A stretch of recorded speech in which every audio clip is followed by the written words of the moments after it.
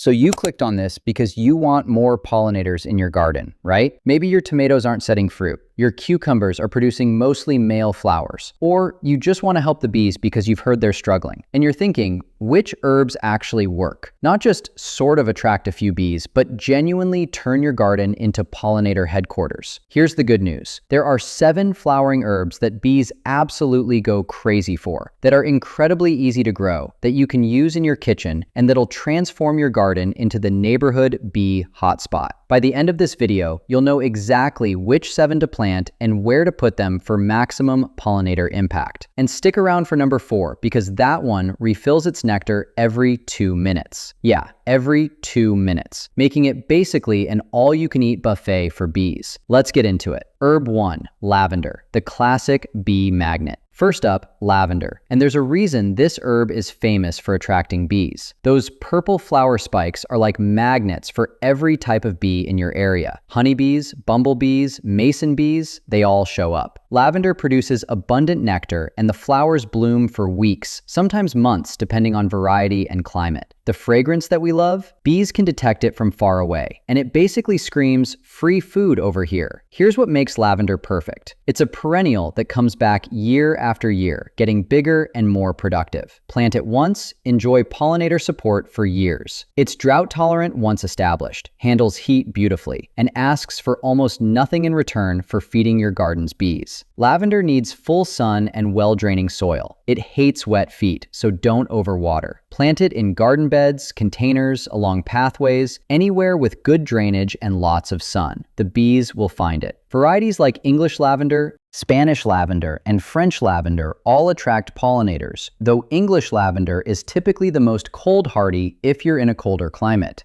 Bonus, harvest the flowers for cooking, sachets, or dried arrangements. You're feeding bees and yourself from the same plant. Herb 2, thyme, the low-growing pollinator paradise. Thyme might be a small herb, but when it blooms, it's absolutely covered in tiny flowers that bees go nuts for. And I mean covered. The entire plant becomes a carpet of blooms. What makes thyme special is the sheer number of flowers on each plant. Hundreds of tiny blossoms producing nectar continuously throughout the blooming period. For bees, it's incredibly efficient. They can visit flower after flower without having to fly to different plants. Thyme is also a perennial that spreads into a low mat, making it perfect for edging garden beds or filling spaces between stepping stones. It's tough, drought-tolerant, and handles foot traffic reasonably well, so you can plant it where people walk and it'll survive while feeding pollinators. Full sun and well-draining soil are all thyme needs. It's not picky about soil quality. Even poor, rocky soil works fine. Water occasionally until established, then basically ignore it except for harvesting. Common thyme, lemon thyme, and creeping thyme all attract bees when flowering. Let them bloom before harvesting heavily so pollinators can benefit. And obviously, you're harvesting thyme for cooking all season. Fresh thyme on roasted vegetables, in soups, with chicken, it's incredibly versatile. So you're growing pollinator food and kitchen staples simultaneously. Herb 3, oregano, the pizza herb. Bees love oregano is another herb people grow for cooking that happens to be absolutely fantastic for bees. When oregano flowers, it produces clusters of small pink or white blooms that pollinators can't resist. The flowers are rich in nectar and bloom for extended periods in summer. Bees, butterflies, and beneficial insects all visit oregano flowers constantly. And because oregano is a vigorous grower that spreads enthusiastically, you get a lot of flowers from just a few plants. Oregano is perennial in most climates, coming back bigger each year. It's drought-tolerant, heat-loving, and basically indestructible once established. Plant it in full sun with decent drainage, and it'll thrive. Here's a tip. If you want maximum blooms for pollinators, let some of your oregano plants flower instead of harvesting all the leaves. You can keep some plants trimmed for kitchen use and let others bloom for bees. Best of both worlds. Greek oregano and Italian oregano both produce excellent flowers for pollinators. They spread readily, so you might need to contain them or be okay with oregano expanding its territory each year. The flavor is most intense just before flowering, so harvest heavily right before blooms appear. Then let the plants flower for the bees. After flowering finishes, Cut them back and they'll regrow fresh leaves for another harvest. Herb 4, Borage, the nectar refilling miracle. All right, here's the one I mentioned, borage, also called starflower. This herb produces stunning star-shaped bright blue flowers. And here's the insane part. The flowers refill their nectar every 2 minutes. Every 2 minutes. For a bee, that's like finding a magical buffet that never runs out. They visit, drink nectar, fly away, come back 2 minutes later, and there's more. Bees return to borage over and over because the reward is constant. Borage flowers are also visible to bees from far away because they glow in ultraviolet light that bees can see. It's like a neon sign saying unlimited free food that only pollinators can detect. One borage plant in bloom will have more bees on it than entire flower beds of other plants.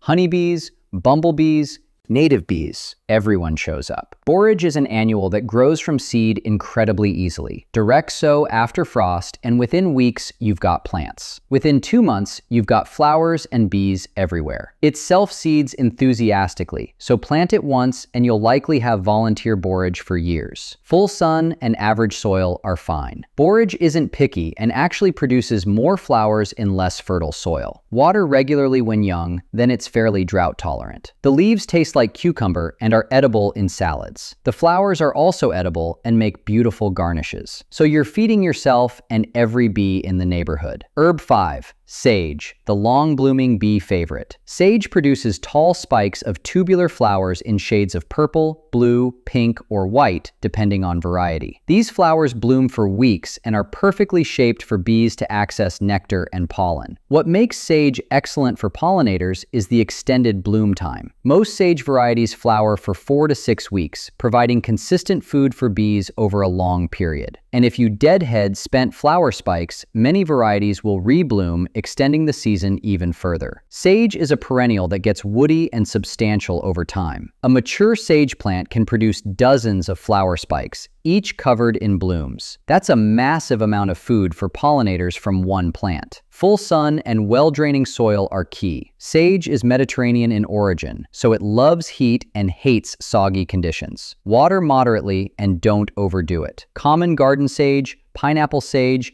and Mexican bush sage all attract pollinators enthusiastically. Russian sage, despite the name, is technically a different genus, but also excellent for bees. Harvest sage leaves for cooking before or after flowering. During bloom time, let the bees have it. The flavor is most intense in spring anyway, so harvest then and let summer flowering happen undisturbed. Herb 6, catmint, the bee paradise. Cats also love. Catmint produces masses of lavender blue flowers that bloom repeatedly throughout the growing season. It's similar to catnip, but less attractive to cats and more attractive to bees, making it better for ornamental gardens. The flowers are produced in such abundance that a blooming catmint plant looks like a purple cloud. Bees absolutely swarm it. You'll see multiple bees on a single plant at any given time during bloom. Catmint blooms in late spring, and if you shear it back after the first flush, it'll rebloom in summer and sometimes again in fall. That's months of pollinator support from one plant, which is incredibly valuable. It's a perennial that's cold hardy, drought tolerant, and deer resistant. Full sun to part shade works, though more sun means more flowers. Average soil with decent drainage is fine. Catmint spreads but isn't aggressively invasive like some mint family members. It forms clumps that expand slowly over time, making it well-behaved in garden beds. The foliage is fragrant when brushed, and while it's not typically used in cooking like culinary herbs, it can be dried for tea. But honestly, most people grow catmint purely for the flowers and pollinator support, and that's reason enough. Herb 7, rosemary, the year-round bee buffet. Last but definitely not least, rosemary. In warm climates, climates where rosemary is perennial and can bloom year-round, it's an incredibly valuable pollinator resource, especially in winter when few other plants are flowering. Rosemary produces small blue, pink, or white flowers along its stems. The flowers are modest individually, but a mature rosemary plant produces them continuously for months, providing steady nectar and pollen for bees. In Mediterranean climates or other areas without hard freezes, rosemary can bloom almost year-round,